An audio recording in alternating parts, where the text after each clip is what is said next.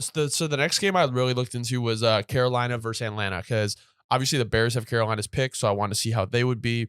Atlanta, they spent a very high pick on Bijan. They had what, 7? Yes. Okay, so they spent the 7th pick on Bijan. Okay, so Atlanta has an incredible backfield. Tyler Algier is great. Obviously, Bijan is better, but like to have that duo in the backfield is amazing. They got to work on pass blocking. It was really weak. Desmond Ridder is going to be a game manager. Like that's what he's going to be. Like strictly a game manager. I think I was watching when I was watching, a little thing popped up. It was like halfway through the third quarter, he had like 31 yards. Like, I literally remember seeing the exact same thing, and I literally told my dad, I was like, "Do you see the same thing I'm seeing right now?" So as long as Tannehill, as long as he can be like Tannehill was in Tennessee, they can win a lot of games because the defense showed up. Atlanta had like really I think he had one deep pass. I think he ended up with like 100 between 100 and 150 passing yards, but they are underutilizing Pitts and London. I think I don't think London had a catch. Pitts had like 2 or 3. And it's just like you have those guys. The Falcons defense looks improved. Jesse Bates, who they signed from the Bengals, had 2 picks. Bijan was well worth the 7th overall pick. Like that rushing offense was already dominant. Adding him pairing him with Tyler Algier was awesome. So I'll just quickly go over the Panthers and I'll let you go. Bryce Young was accurate, so we know. Hayden Hurst seems like just kind of like his little dump off guy. They don't have any playmakers though.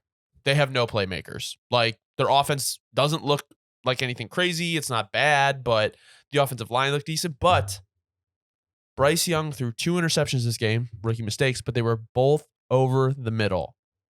Short quarterback. That was the main concern, I feel like, with him. No, that's a great point.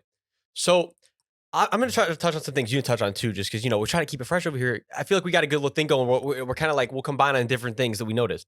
My thing is, bro, and again, call me crazy on this, but remember when Panthers fans, I feel like were very on my case when I posted something I think it was probably a couple months ago when they first signed him, with Miles Sanders, where I was like, this was just, especially for the status of the Panthers right now, a waste of money. It just doesn't make any sense because they paid him pretty good money for a running back. Yeah. Here we go. Let me just point this out. Okay, right. Here's Chuba Hubbard, 6.7 yards a carry.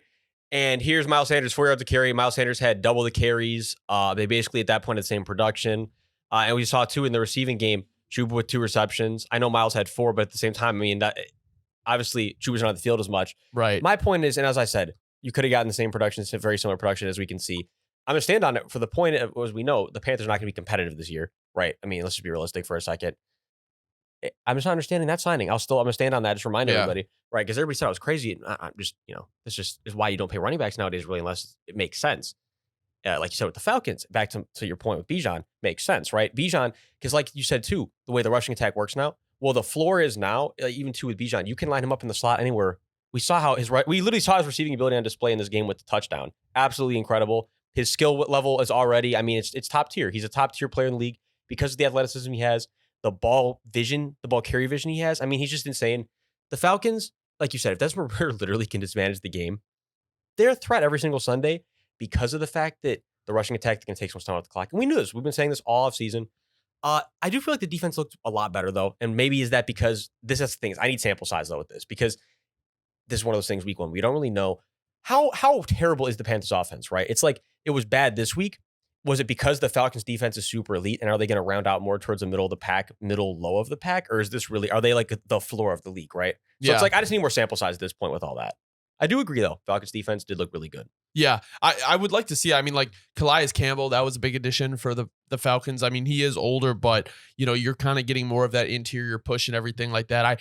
I think in a division that's as open as the South, not people say open, but it's really the Saints and the Falcons to me. I don't think Carolina or Tampa Bay, they're sneaking. We'll talk about that game in a little bit. Yes. Well, they're sneaking. We're going to discuss. Yeah, but I think this is really Atlanta's division to run away with. I would like them to, experiment a little bit more in the deeper game. Like I said, like you have Drake London, you have Kyle Pitts. Like it's kind of, if you're winning, it's good, but I just feel like you're underutilizing like very talented guys. But their pass blocking was just not good. It was not good this game. So I understand why they don't do it. But To that point, like guys freshly paid. I just want to say it little because I almost Caleb forgot. McGarry. Well, and Chris Lindstrom, terrible pass blocking, and these were guys that were top of the line last year. So no, back to what you're saying, it's because I totally forgot about that. But No.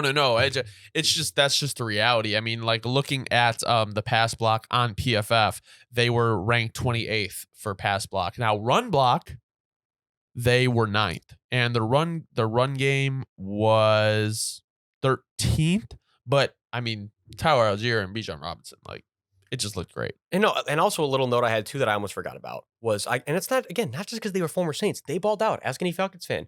Caden Ellis, great game, and then David Onyemata, fantastic game. So Falcons defense definitely does look a lot better. Art Smith can cook. So you got anything more you want to say in this game, or should we move on? Nothing more other than I was gonna say.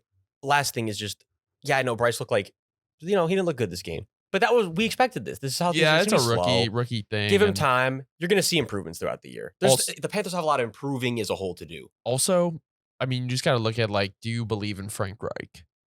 I don't necessarily love that hiring. I've never been super big on Frank Reich. Well, again, did it inspire tons of confidence during the Colts tenure? Not really. No. And again, my thing I'll always say about some guys are fantastic coordinators. They're not great head coaches.